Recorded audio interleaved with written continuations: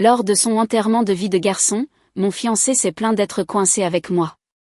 Témoin de cette scène en appel vidéo, j'ai annulé nos fiançailles et retiré mes investissements de son entreprise. Pris de panique, il m'a appelé. À 21h47, 3 semaines avant mon mariage, j'ai entendu mon fiancé, Étienne, rire et dire « Je n'arrive pas à croire que je suis coincé avec elle pour la vie. » Puis quelqu'un à table a ri. Une autre voix a ajouté « Au moins, son argent a aidé à bâtir l'entreprise. » La salle a explosé de rire. Et le pire, c'est qu'il n'avait aucune idée que j'écoutais. J'étais assise seule dans ma cuisine à Lyon, en jogging, en train de trier les cartons de placement pour le mariage. Mon ordinateur portable était ouvert à côté de moi. Une tasse de tisane à la camomille à moitié bu reposait près d'une pile de cartes RSVP. Après 6 ans passés ensemble, notre mariage approchait enfin à grands pas. Du moins, c'est ce que je croyais. L'appel vidéo avait commencé par accident. Un des témoins d'Étienne, un certain Cédric, avait créé une discussion vidéo de groupe pour que les amis et la famille puissent se saluer brièvement pendant le week-end d'enterrement de vie de garçon à Bordeaux. Plus tôt dans la soirée, tout le monde avait plaisanté, saluant la caméra, montrant les lumières des quais. Je pensais que l'appel était terminé. Apparemment, non. L'écran était devenu noir pendant que je travaillais sur le plan de table. Je n'y prêtais plus vraiment attention. Puis j'ai entendu la voix d'Étienne. Au début, j'ai cru qu'il me parlait directement. J'ai jeté un coup d'œil à l'écran. La caméra était pointée vers une longue table à l'intérieur d'un bar bondé. De la musique pop française jouait en fond sonore. Des bouteilles de bière couvraient chaque surface disponible.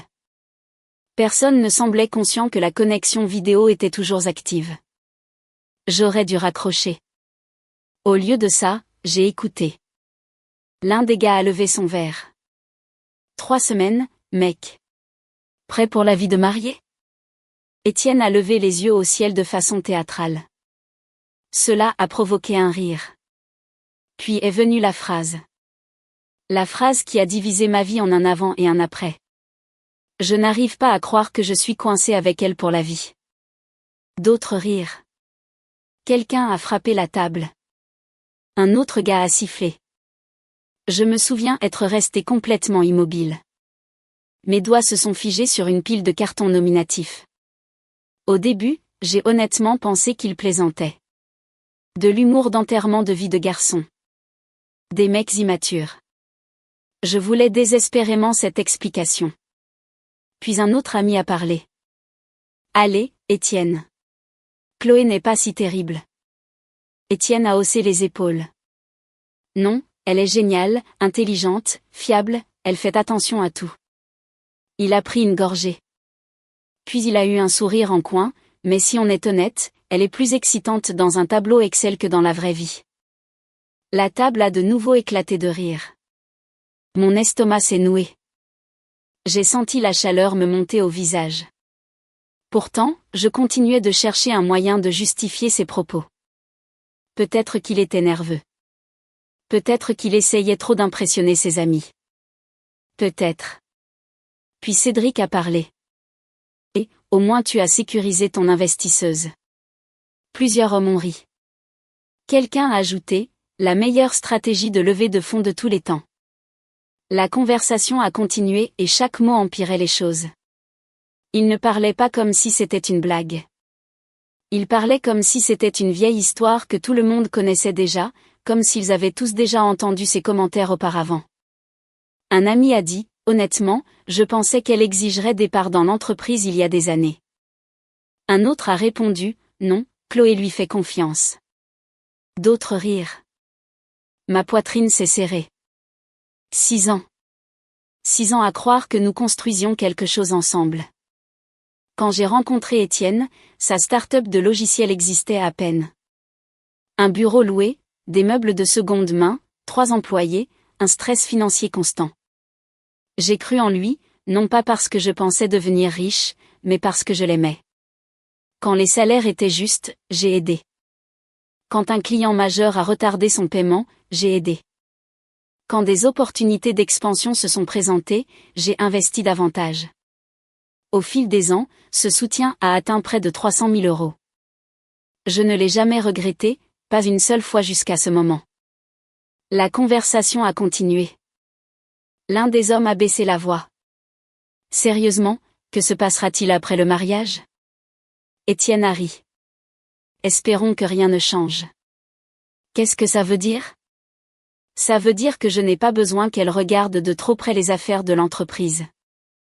La table a de nouveau explosé de rire. Quelque chose en moi s'est brisé. Pas bruyamment. Pas de façon spectaculaire, juste tranquillement. Comme une corde qui cède enfin après des années de tension. J'ai regardé autour de moi dans ma cuisine. Les faire-part de mariage, les devis du fleuriste, l'itinéraire de la lune de miel posé sur le comptoir. Tous ces petits morceaux d'un avenir que je pensais que nous partagions. Soudain, ils m'ont semblé être des accessoires de la vie de quelqu'un d'autre. Puis Étienne a de nouveau parlé, cette fois plus lentement, plus sérieusement. Vous savez ce qui est drôle? Quelques personnes se sont penchées. Il a souri. Elles pensent vraiment que nous construisons tout ça ensemble. La salle s'est remplie de rire. C'était le moment. Pas la première blague. Pas la deuxième. Ce moment. Parce qu'il n'y avait aucune excuse liée à l'alcool pour celle-là. Aucun malentendu. Aucun contexte manquant. Juste la vérité. Une vérité laide et désinvolte. J'ai fixé l'écran pendant plusieurs secondes. Mes mains tremblaient. Une partie de moi voulait fermer l'ordinateur, pleurer, appeler ma sœur, prétendre que rien de tout cela ne s'était passé. Mais une autre partie de moi était soudainement très calme, plus calme que je ne l'avais été de toute la soirée. Je me suis penchée, j'ai cliqué sur le bouton du microphone. Le bruit du bar continuait. Personne n'a remarqué. Puis j'ai parlé. En fait, Étienne. Silence instantané. Le genre de silence qui aspire tout l'air d'une pièce. Plusieurs têtes se sont tournées brusquement vers le téléphone. Le visage d'Étienne est devenu complètement blanc. J'ai pu voir la confusion le frapper d'abord, puis la prise de conscience, puis la panique. J'ai gardé ma voix stable. Tu n'es pas coincé avec moi pour la vie. Personne n'a bougé. Personne n'a parlé.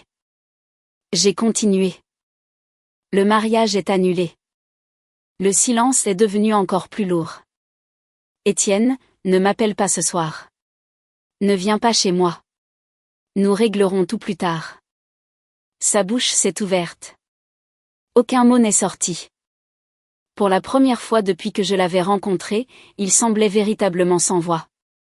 Puis j'ai mis fin à l'appel, comme ça. Pas de cris, pas de discours dramatique, un seul bouton. L'écran est devenu noir. Je suis restée assise là, seule. Le réfrigérateur bourdonnait. Une voiture est passée dehors. Quelque part dans la rue, un chien a aboyé. Des sons normaux. Un jeudi soir ordinaire. Pourtant, tout avait changé. Vers minuit, mon téléphone a commencé à sonner. Étienne, encore et encore. J'ai ignoré chaque appel. À 2 heures du matin, il y avait 17 messages vocaux. Je n'en ai écouté aucun.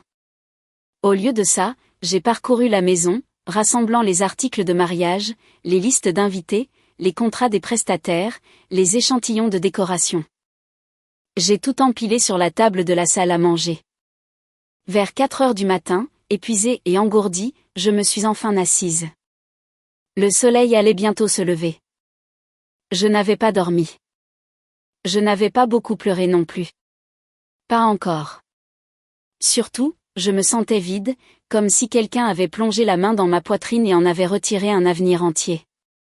Quand le cabinet de mon avocate a ouvert le lendemain matin, je savais déjà quel serait mon premier appel. Parce que le mariage n'était pas la seule chose que je devais annuler. Il y avait aussi l'entreprise, et pour la première fois en 6 ans, j'étais prête à regarder exactement où mon argent était allé.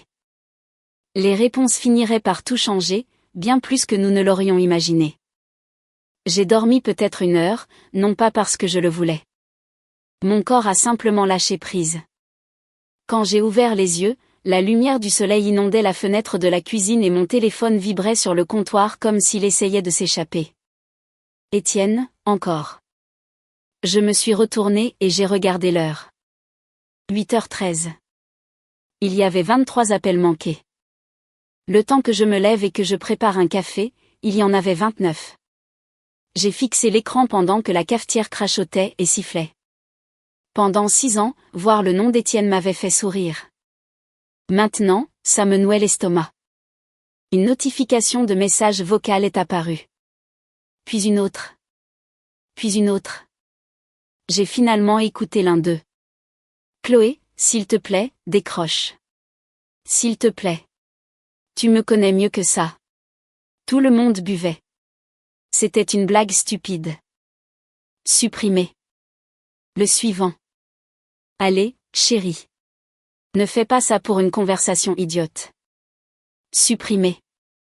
Le suivant. Chloé, réponds à ton téléphone. Supprimé.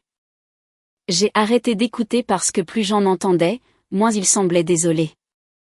Il avait l'air effrayé, et il y avait une différence. Vers 10h, mon frère cadet, Kevin, est arrivé.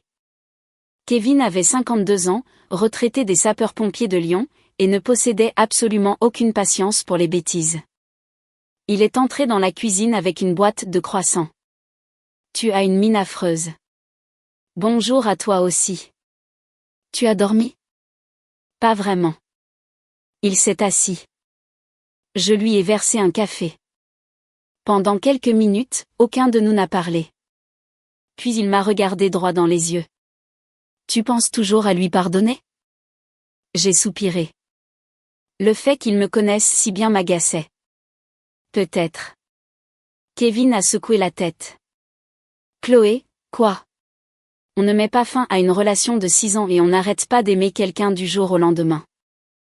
J'ai baissé les yeux vers ma tasse parce qu'il avait raison. C'était la partie difficile dont personne ne parle. Les gens s'imaginent que la trahison détruit instantanément l'amour. Parfois, ce n'est pas le cas. Parfois, l'amour reste. Il n'a juste plus d'endroit sur où aller. Une partie de moi se souvenait encore de l'Étienne qui apportait de la soupe quand j'avais la grippe. L'Étienne qui s'asseyait à côté de mon père pendant ses séances de chimiothérapie. L'Étienne qui conduisait 2 heures juste pour dîner avec moi quand nous sortions ensemble. Cet homme avait existé. Ou du moins, je le pensais. Kevin a rompu le silence. Tu sais ce qui me dérange? Quoi? Il ne s'est pas inquiété de te perdre avant de se faire prendre. Je détestais à quel point cela sonnait juste. À l'heure du déjeuner, les appels manqués avaient atteint 37. Puis ma mère a appelé. Cette conversation s'est déroulée exactement comme on pouvait s'y attendre. Ma chérie, les gens disent des bêtises.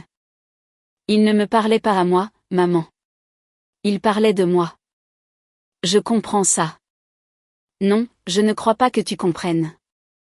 Elle a fait une pause. Je ne veux juste pas que tu prennes une décision qui changera ta vie alors que tu es blessé. J'ai regardé par la fenêtre de la cuisine. Le voisin d'en face tondait sa pelouse. Un vendredi tout à fait ordinaire. Pendant ce temps, ma vie semblait avoir été passée au mixeur. J'apprécie, dis-je. Mais j'ai entendu ce que j'ai entendu. Après avoir raccroché, je suis restée assise en silence pendant un long moment. Peut-être que maman avait raison. Peut-être que j'agissais sous le coup de l'émotion. Peut-être que 6 ans méritaient plus qu'une terrible nuit. Peut-être. Ce mot m'a suivi toute la journée. Peut-être. À 15h, j'étais assise dans le bureau de mon avocate, Sandra Dubois. Sandra avait géré plusieurs affaires commerciales pour moi au fil des ans. Elle avait 64 ans, était tranchante comme une lame de rasoir et impossible à intimider. Après avoir entendu toute l'histoire, elle a croisé les mains. Séparons la relation des affaires. J'ai hoché la tête. D'accord. Qu'avez-vous investi exactement? J'ai commencé à énumérer les montants. Le premier prêt, le deuxième prêt, le financement d'urgence, le crédit relais, le capital d'expansion. Pendant que je parlais, Sandra prenait des notes. Après environ 20 minutes, elle a levé les yeux. Chloé, avez-vous des copies de tout? De la plupart des choses. Bien. Puis elle a posé une question à laquelle je ne m'attendais pas. Étienne vous a-t-il déjà réellement transféré des parts de l'entreprise? J'ai cligné des yeux. Pas encore. Pourquoi pas? J'ai hésité parce que j'ai soudain réalisé que je n'avais pas de bonne réponse. Il y avait toujours eu une raison. Un retard, un examen juridique, une restructuration, une affaire en cours, un événement futur qui rendait soi-disant le moment compliqué. Sandra m'a dévisagé. Puis elle a lentement retiré ses lunettes. Chloé. C'est tout ce qu'elle a dit. Juste mon nom. Mais j'ai compris. La sensation dans mon estomac a empiré. Au cours des 2 heures suivantes, nous avons examiné des documents, et de petites fissures ont commencé à apparaître. Des documents que j'avais signés sans trop y penser. Des promesses qui n'existaient que dans des emails. Des accords verbaux jamais finalisés. Chaque découverte me faisait me sentir un peu plus idiote. Non pas parce que je n'étais pas intelligente, mais parce que j'avais fait confiance à quelqu'un que j'aimais. C'est une chose entièrement différente. Sandra a montré un document du doigt. Ceci ne correspond pas à des parts. Qu'est-ce que c'est? Un prêt. J'ai froncé les sourcils. Mais Étienne a dit. Je sais ce qu'il a dit, a-t-elle coupé. Je vous dis ce que ce document dit. Ma poitrine s'est resserrée. Nous sommes passés à un autre dossier, puis un autre, et encore un autre. À 17 heures, un schéma s'était dessiné. L'entreprise me devait de l'argent. Beaucoup d'argent. Mais ma position en tant que propriétaire était bien plus faible que je ne l'avais cru. Techniquement, Étienne s'était extrêmement bien protégé, intentionnellement ou non. Sandra s'est penchée en arrière. Que voulez-vous faire? J'ai pensé à Bordeaux. Les rires, les blagues, la confiance dans la voix d'Étienne. Puis j'ai pensé à chaque promesse reportée, chaque explication, chaque raison pour laquelle je ne devais pas m'inquiéter. Pendant des années, j'avais tout accepté. Plus maintenant. J'ai pris une profonde inspiration. Je veux que tout investissement futur soit arrêté immédiatement. Sandra a hoché la tête. Fait. Je veux que des échéanciers de remboursement formels soient demandés. Un autre hochement de tête. Fait. Et je veux une comptabilité complète de l'utilisation de mon argent. Un petit sourire est apparu sur son visage. Voilà qui est intéressant. Pour la première fois de la journée, j'ai ressenti autre chose que de la tristesse. Pas de la colère, pas de la vengeance. De la clarté. Tard ce soir-là, je suis enfin rentrée chez moi. Le soleil se couchait. Mon téléphone a de nouveau vibré. Cette fois, ce n'était pas un appel. C'était un texto. D'Étienne. Chloé, s'il te plaît, il faut qu'on parle. Je l'ai ignoré. 1 minute plus tard. Tu fais une erreur. Puis, s'il te plaît, réponds. Ensuite, l'entreprise a besoin de stabilité en ce moment. J'ai fixé ce message. Pas nous, pas notre relation, pas notre avenir. L'entreprise. Intéressant. Très intéressant. Le lendemain matin, j'étais assise sur mon porche avec un café quand un SUV noir s'est garé dans l'allée. Mon cœur s'est immédiatement serré. Je savais déjà qui c'était. Étienne est sorti. Pendant un instant, je l'ai à peine reconnu. Ses vêtements étaient froissés. Ses yeux étaient injectés de sang.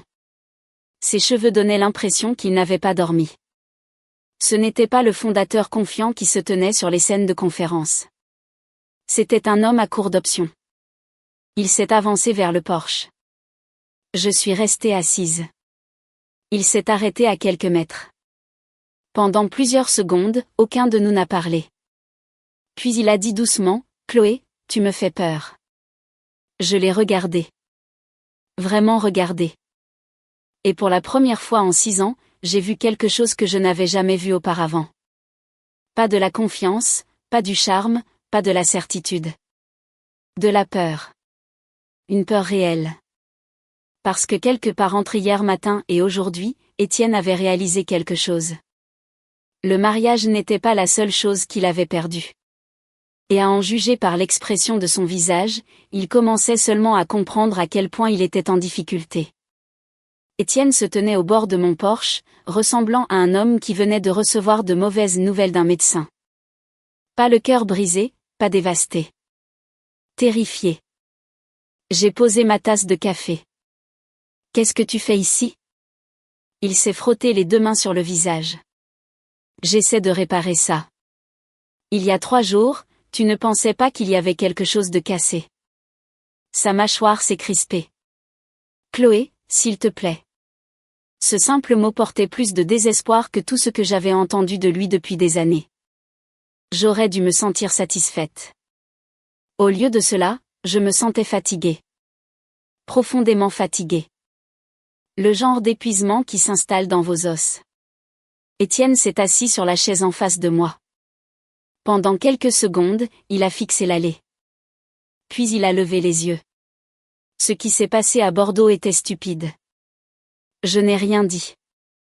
C'était un enterrement de vie de garçon. Toujours rien. Je faisais le malin. Devant qui? Il a ouvert la bouche. L'a refermée. J'ai hoché la tête. Exactement. L'air du matin était frais. Quelque part dans la rue, une tondeuse à gazon a démarré. Des bruits de quartier normaux, le genre qui rendait cette conversation encore plus étrange. Étienne s'est penché en avant. Tu sais que je t'aime. Les mots sont tombés à plat. Non pas parce qu'ils n'étaient pas vrais. Peut-être qu'ils l'étaient. Peut-être qu'à sa manière, il m'aimait. Mais l'amour sans respect finit par se transformer en autre chose. Quelque chose de plus petit. Quelque chose d'égoïste. J'ai croisé les bras. Alors pourquoi tout le monde à cette table agissait comme s'ils avaient déjà entendu ces blagues avant? Il n'a pas répondu. Pourquoi riait-il si fort? Silence. Pourquoi semblait-il complètement à l'aise de parler de mon argent? Son regard s'est détourné. Cela m'en a dit plus que n'importe quelle explication. Après une autre minute, il s'est levé. Tu es en train de détruire tout ce que nous avons construit. Je n'ai pas pu m'en empêcher. J'ai ri. Pas fort, pas cruellement. Juste une fois. Parce que de toutes les choses qu'il aurait pu dire, c'était celle qu'il avait choisie. Tout ce que nous avons construit. La phrase sonnait différemment maintenant, presque drôle. Au revoir, Étienne. Il m'a dévisagé. Puis il est parti. J'ai regardé son SUV disparaître dans la rue. Une partie de moi s'attendait à du soulagement. Au lieu de cela, je me sentais vide. La semaine suivante a été plus difficile que prévu. Les gens pensent que la vengeance fait du bien immédiatement. Ce n'est pas le cas, du moins pas pour moi. La plupart des matins, je me réveillais et il me manquait. Puis je me souvenais de Bordeaux. Puis l'avenir que je pensais que nous allions avoir me manquait. Puis je devenais en colère, puis triste, puis engourdie. Les émotions tournaient comme le temps. Le mardi après-midi, alors que je triais de vieux dossiers financiers, mon téléphone a sonné. Le numéro était inconnu. Normalement, je l'aurais ignoré. Quelque chose m'a poussé à répondre. Allô? Une voix de femme a retenti. Chloé Martin? Oui. Je m'appelle Linda Chevalier. Le nom me disait quelque chose. Très familier. Puis ça a fait tilt. Linda avait été la directrice des opérations d'Étienne, l'une des premières employées. Elle avait travaillé dans l'entreprise pendant près de 8 ans. Linda? Avez-vous quelques minutes? Le ton de sa voix a immédiatement attiré mon attention. Bien sûr. Il y a eu une pause. Puis elle a dit quelque chose d'inattendu. J'ai démissionné il y a 6 mois. Je me suis redressée. J'ai entendu dire que vous étiez parti. Ce n'est pas exactement comme ça que ça s'est passé. Maintenant, j'étais toute oui. Linda a pris une profonde inspiration. Je pense qu'il y a des choses que vous devriez savoir. 20 minutes plus tard, nous étions assises l'une en face de l'autre dans un café près du centre commercial de la Pardieu. Linda est arrivée avec un épais dossier, des cheveux gris, des lunettes de lecture, l'air sérieux. Elle me rappelait un peu Sandra, le genre de femme qui remarque les détails que les autres manquent. Après avoir commandé des cafés, elle a fait glisser le dossier sur la table. Qu'est-ce que c'est ? De la documentation. Je l'ai ouvert. Des emails, des notes de réunion, des rapports internes. Mon pouce est accéléré. Qu'est-ce que je suis en train de regarder ? Linda a croisé les mains. Étienne négocie la vente de l'entreprise. J'ai cligné des yeux. Quoi ? Depuis près d'1 an. Je l'ai dévisagé. Ça n'avait aucun sens. Une vente d'entreprise aurait été l'un des plus grands événements de l'histoire de la société. Étienne et moi discutions constamment des affaires. Comment pouvais-je ne pas être au courant ? Linda a répondu avant que je ne pose la question. Parce qu'il ne voulait pas que vous soyez impliqués. Les mots flottaient entre nous. J'ai baissé les yeux sur les documents. Des chaînes de mai, des discussions de direction, la planification de l'acquisition, des projections financières. Tout semblait légitime. Tout semblait réel. Puis j'ai vu mon propre nom. Chloé. J'ai tourné la page et c'était là. Un email, une phrase, quelques mots. Le distributeur automatique de billets sur pattes n'a pas besoin de ces détails. Pendant un instant, je n'ai pas pu respirer. Je l'ai relu, puis encore une fois. Le distributeur automatique de billets sur pattes. Moi. La femme qui avait cru en l'entreprise avant presque tout le monde. La femme qui avait aidé à couvrir les salaires. La femme qui avait passé des années à soutenir la vision d'Étienne. Mes mains ont commencé à trembler. Linda a discrètement fait glisser une serviette vers moi. Je pensais que vous devriez savoir. J'ai dégluti difficilement. Qui a écrit ça ? L'un des directeurs. Étienne a-t-il répondu ? Linda a hésité. Cette hésitation m'a donné la réponse. Pas directement, pas complètement, mais suffisamment. J'ai tourné d'autres pages. Des commentaires supplémentaires, des blagues, des références. La plupart n'étaient pas aussi cruels, mais ensemble, ils peignaient un tableau. Un tableau que je ne voulais pas voir. Mes contributions étaient constamment minimisées. Mon implication était traitée comme un inconvénient. Une source d'argent. Pas une partenaire, pas quelqu'un méritant la transparence. Juste un financement. J'ai fermé le dossier. Pendant plusieurs secondes, aucune de nous n'a parlé. Finalement, j'ai regardé Linda.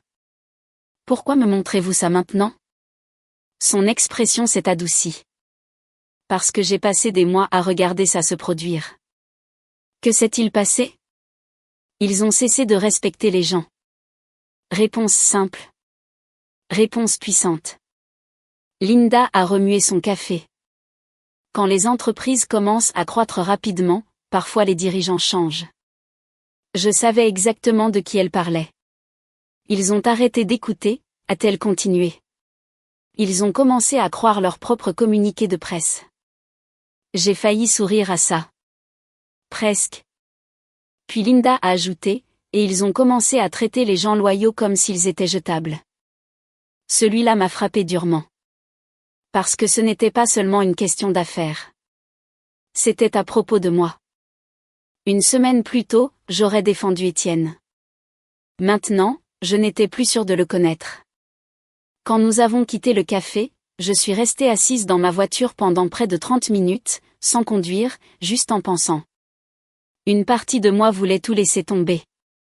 Oublier l'entreprise, oublier l'argent, oublier le combat.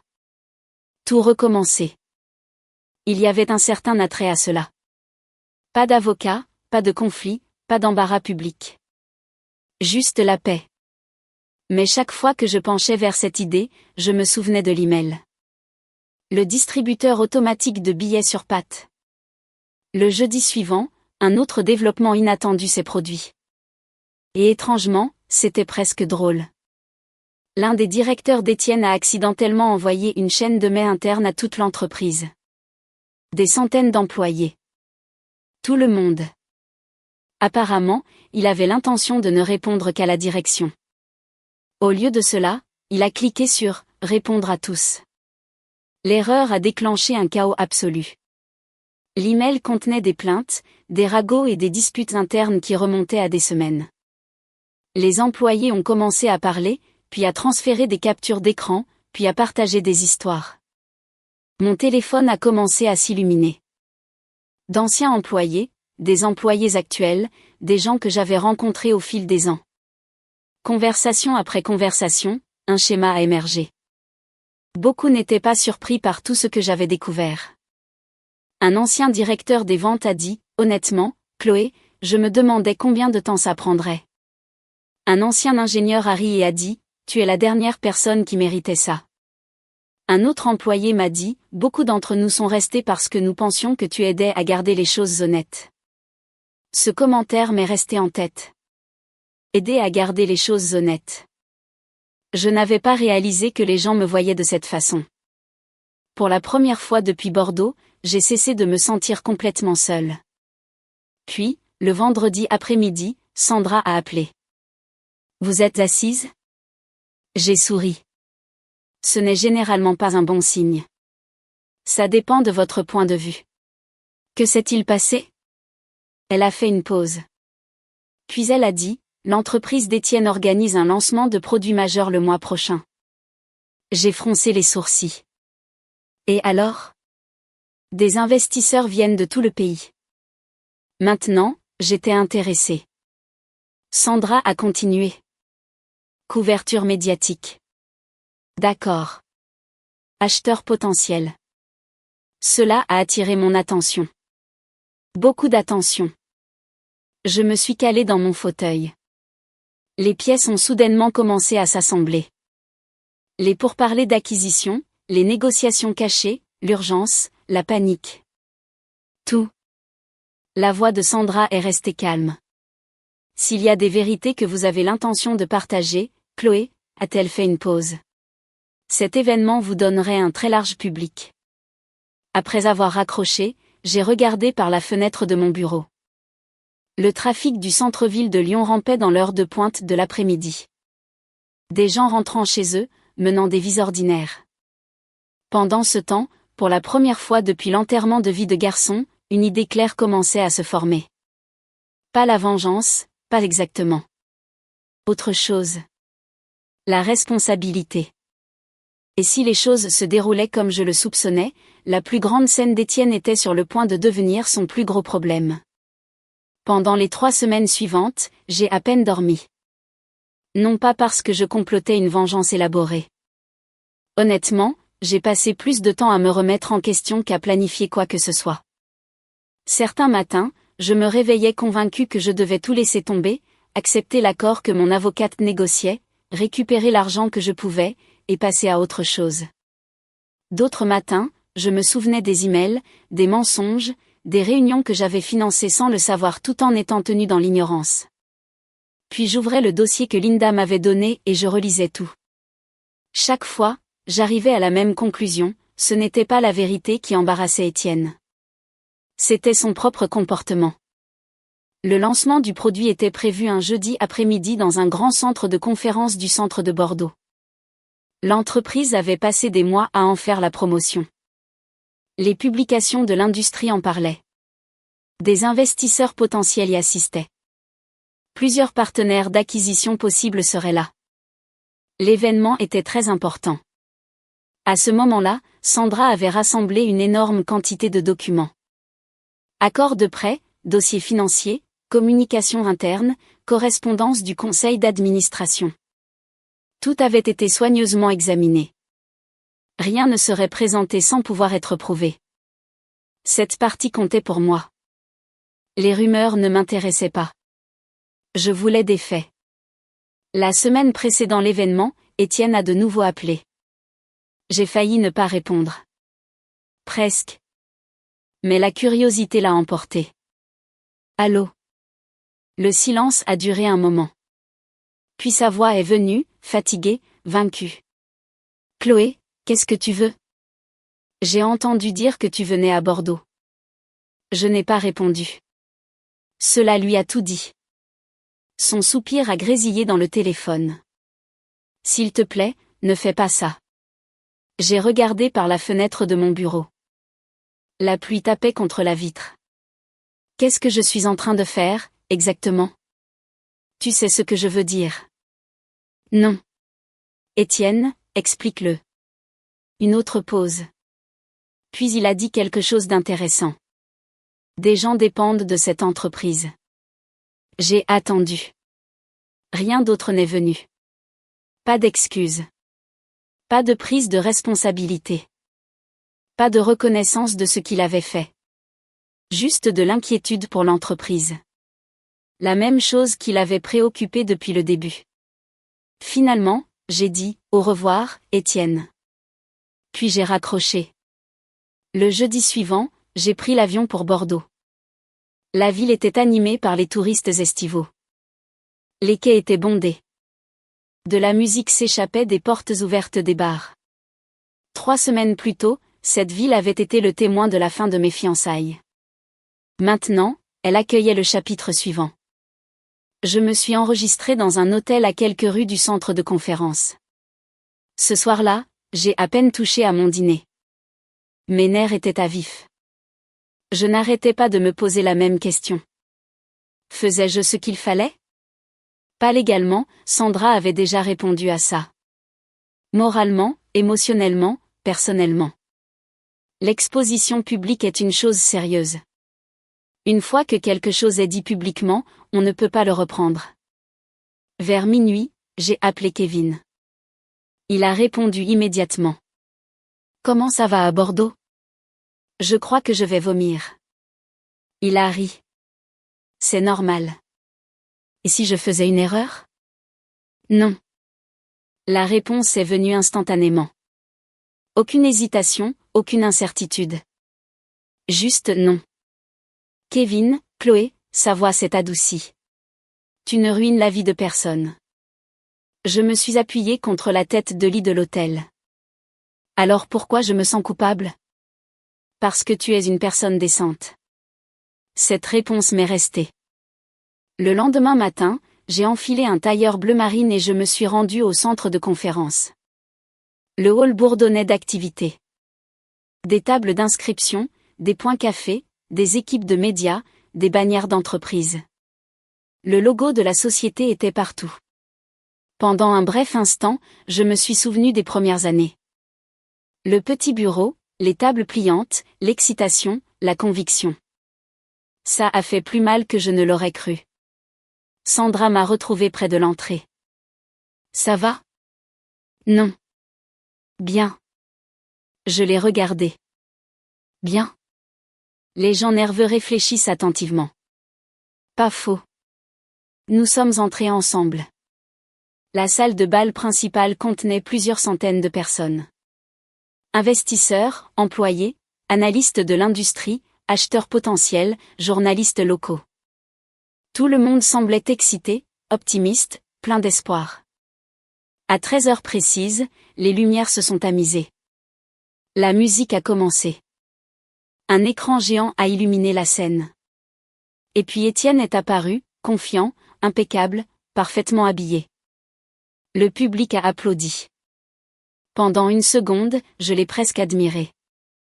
Parler en public avait toujours été l'une de ses forces. Il semblait totalement en contrôle. On n'aurait jamais deviné que sa vie était en train de s'effondrer. La présentation a commencé sans accroc. Annonce de nouveaux produits, indicateurs de croissance, plan d'expansion, projections futures. Le public a réagi positivement. Les gens prenaient des notes. Les investisseurs hochaient la tête. Tout semblait se dérouler exactement comme Étienne le voulait. Puis le moment est venu.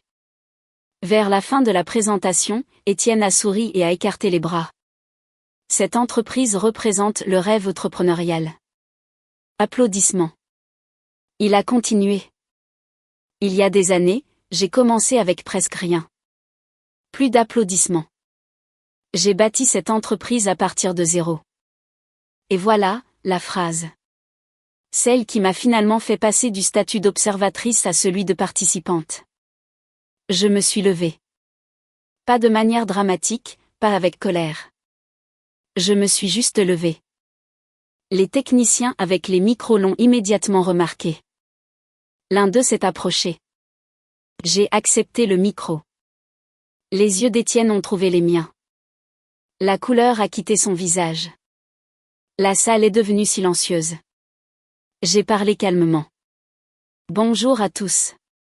Plusieurs personnes se sont retournées pour regarder. Je m'appelle Chloé Martin. Une onde a parcouru l'audience. Certains ont immédiatement reconnu le nom, d'autres non. J'ai continué. J'ai une question concernant l'affirmation selon laquelle cette entreprise a été bâtie à partir de zéro par une seule personne. Silence complet. Le genre de silence qu'on n'entend que dans les salles bondées quand tout le monde arrête soudainement de respirer. Étienne n'a pas bougé. J'ai ouvert un dossier. Mes dossiers indiquent un financement de près de 300 000 € fourni sur plusieurs années. Plusieurs têtes se sont tournées. Les stylos ont commencé à bouger. Les journalistes se sont penchés en avant. J'ai continué à parler, sans émotion, sans agressivité, juste clairement. Date de prêt, montant, tour de financement, transactions spécifiques. Des faits. Chaque déclaration étayée par des documents. Le public écoutait attentivement. Ensuite, j'ai abordé les discussions d'acquisition, les négociations cachées, les promesses qui avaient été faites, les questions de propriété. Encore une fois, seulement des faits. Rien d'exagéré, rien de spéculatif. Juste la vérité. L'atmosphère a changé. On pouvait le sentir. Les investisseurs ont commencé à chuchoter. Les cadres ont échangé des regards nerveux. Les journalistes tapaient furieusement.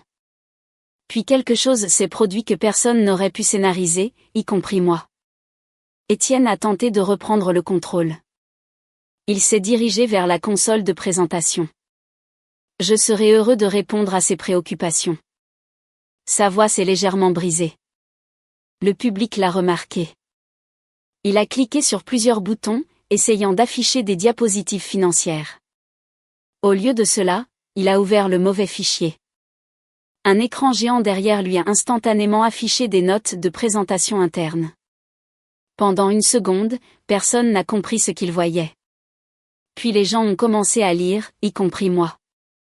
Là, en lettres géantes visibles par plusieurs centaines de personnes, se trouvait une ligne destinée uniquement au cadre supérieur, gardez Chloé contente jusqu'à la clôture de l'acquisition. La salle s'est figée.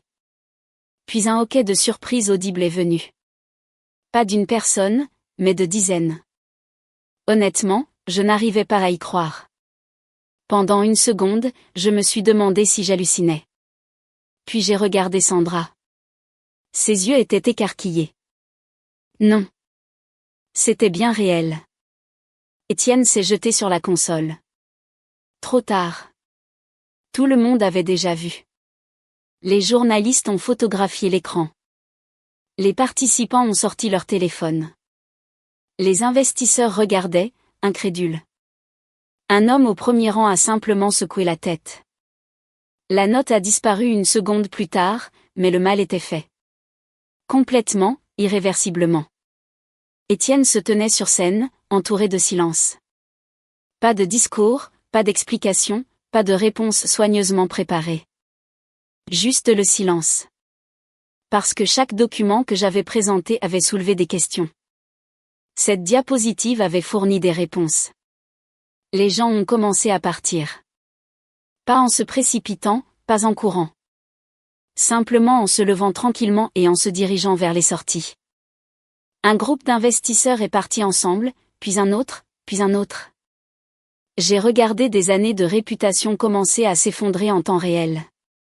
Et le plus étrange, c'est que je ne me sentais pas triomphante. Je me sentais triste. Parce qu'il fut un temps où j'avais voulu la réussite d'Étienne plus que quiconque. Mais en me tenant là, dans cette salle de bal, à regarder les conséquences arriver tout en même temps, j'ai finalement compris quelque chose. Je n'avais pas détruit sa crédibilité. J'avais simplement cessé de la protéger. Et au moment où cette protection a disparu, la vérité est montée sur scène, toute seule. Le matin après la conférence, je me suis assise seule dans un petit café près de mon hôtel et j'ai regardé Bordeaux se réveiller. Les gens se dépêchaient d'aller au travail. Des touristes portaient des sacs de courses. Un camion de livraison déchargeait des cartons de l'autre côté de la rue. Le monde semblait exactement le même. Pourtant, quelque part entre hier après-midi et ce matin, un chapitre entier de ma vie s'était terminé. Mon téléphone n'arrêtait pas de vibrer. Articles de presse, messages vocaux, textos de personnes dont je n'avais pas eu de nouvelles depuis des années. Sandra a appelé avant 8 heures. Vous êtes assise ? J'ai ri. J'ai l'impression que vous m'avez beaucoup posé cette question ces derniers temps. Habituez-vous. Ce n'était pas encourageant. Que s'est-il passé ? Les discussions d'acquisition sont en suspens. J'ai regardé par la fenêtre. Déjà. Plusieurs investisseurs ont demandé des réunions d'urgence hier soir. J'ai hoché la tête lentement. C'était logique. Les entreprises peuvent survivre à des erreurs. Ce qu'elles ont du mal à survivre, c'est une perte de confiance. Sandra a continué. 3 membres du conseil d'administration ont demandé des audits indépendants. J'ai pris une gorgée de café. Et Étienne a eu une très longue soirée. Pour la première fois depuis des semaines, j'ai souri. Non pas parce que je me réjouissais de sa souffrance, mais parce que la réalité l'avait enfin rattrapé. Après avoir raccroché, je suis retournée à mon hôtel et j'ai fait mes valises pour mon vol de retour. Aussi étrange que cela puisse paraître, je ne me sentais pas victorieuse. Je me sentais surtout épuisée. Pendant des mois, j'avais porté des questions. Maintenant, j'avais enfin des réponses. Parfois, les réponses apportent la paix. Parfois, elles apportent du chagrin. Les miennes ont apporté les deux. De retour à Lyon, la vie a lentement commencé à retrouver un nouveau rythme. Pas immédiatement. Rien ne se passe de cette façon. Les premières semaines ont été compliquées. Il y a eu des avocats, des réunions, des audits financiers, des discussions de règlement, plus de paperasse que je ne l'aurais cru possible. J'ai passé d'innombrables heures assises dans des salles de conférence à discuter de chiffres que j'avais autrefois confiés à quelqu'un d'autre. Heureusement, la documentation que Sandra avait rassemblée s'est avérée inestimable. Finalement, les négociations ont avancé. Pas parfaitement, pas rapidement, mais elles ont avancé. Environ 5 mois après Bordeaux, nous sommes parvenus à un accord. J'ai récupéré une partie substantielle de mon investissement. Pas chaque euro, mais assez. Assez pour clore le chapitre sans me sentir flouée. Assez pour recommencer. Les gens supposent souvent que les histoires de vengeance se terminent avec quelqu'un qui devient riche. Ce n'est pas ce qui s'est passé. Je n'ai pas soudainement acheté une villa. Je n'ai pas pris ma retraite. Je ne suis pas partie vers le soleil couchant. En fait, j'ai réduit mon train de vie. J'ai vendu la maison qu'Étienne et moi avions prévu de partager après le mariage. Cette décision a fait plus mal que prévu. J'aimais cette maison. J'aimais l'érable dans le jardin, la véranda, la cuisine, l'avenir que j'y avais imaginé. Mais parfois, laisser partir un lieu fait partie du processus de laisser partir une histoire. J'ai emménagé dans une maison plus petite dans l'ouest de Lyon. Rien d'extraordinaire, juste confortable, gérable. La mienne. Cette dernière partie comptait. La mienne. Pour la première fois depuis des années, chaque décision m'appartenait entièrement. Entre-temps, j'ai repris mon travail de consultante à plein temps. Plusieurs anciens clients m'ont accueilli à bras ouverts. Quelques nouvelles opportunités sont apparues de manière inattendue. La vie n'était pas glamour, mais elle était stable. Et après tout ce qui s'était passé, la stabilité me semblait merveilleuse. Parfois, les gens me posaient des questions sur Étienne, surtout pendant les premiers mois. Les nouvelles voyagent vite, surtout lorsqu'il s'agit d'échecs commerciaux publics. D'après ce que j'ai entendu, l'entreprise a survécu, de justesse. Plusieurs investisseurs majeurs se sont retirés. La croissance a considérablement ralenti. Quelques cadres sont partis. Des procès ont suivi. Rien de catastrophique, juste coûteux, compliqué, désordonné. Le genre de conséquences qui ont tendance à arriver après des années de mauvaises décisions. Un soir de janvier enneigé, près de 8 mois après la conférence, mon téléphone a sonné alors que je préparais le dîner. J'ai regardé l'écran. Étienne. Je n'avais pas eu de ses nouvelles depuis des mois. Pendant plusieurs secondes, j'ai envisagé de l'ignorer. Au lieu de cela, j'ai répondu. Allô? Silence. Puis sa voix, plus vieille en quelque sorte. Pas physiquement, émotionnellement. Salut, Chloé. J'ai remué la soupe qui mijotait sur la cuisinière. De quoi as-tu besoin? Une longue pause a suivi. Puis il a dit quelque chose que je n'aurais jamais attendu. L'entreprise a des difficultés. J'ai failli rire. Non pas parce que c'était drôle. Mais parce que c'était si prévisible. Qu'est-ce que ça a à voir avec moi? Une autre pause. Puis la question est venue. Serais-tu d'accord pour qu'on se voie? Je me suis appuyée contre le comptoir. Pourquoi faire? Pour des conseils. Là, j'ai vraiment ri. Un rire authentique, le premier qu'il entendait de moi depuis très longtemps. Tu veux mes conseils? Oui. J'ai secoué la tête. L'ironie était incroyable. Après tout, après Bordeaux, après les emails, après la conférence, après des mois de bataille juridique, il voulait des conseils. Une partie de moi se sentait en colère. Une partie de moi se sentait triste. Mais étonnamment, le sentiment le plus fort était l'acceptation. Parce que j'ai finalement compris quelque chose. Étienne n'appelait pas pour s'excuser. Pas vraiment. Il n'appelait pas parce qu'il comprenait soudain les dommages qu'il avait causés. Il appelait parce qu'il avait besoin de quelque chose. Comme avant. Sauf que cette fois, je l'ai reconnu. J'espère que les choses s'arrangeront pour toi, dis-je. Vraiment, Étienne. Mais non.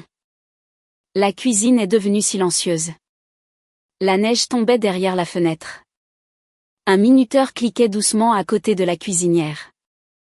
Des sons ordinaires, réconfortants, les sons d'une vie qui avance. Finalement, Étienne a soupiré. Je comprends. Et pour la première fois depuis près d'1 an, j'ai cru qu'il comprenait vraiment. Nous avons mis fin à l'appel poliment.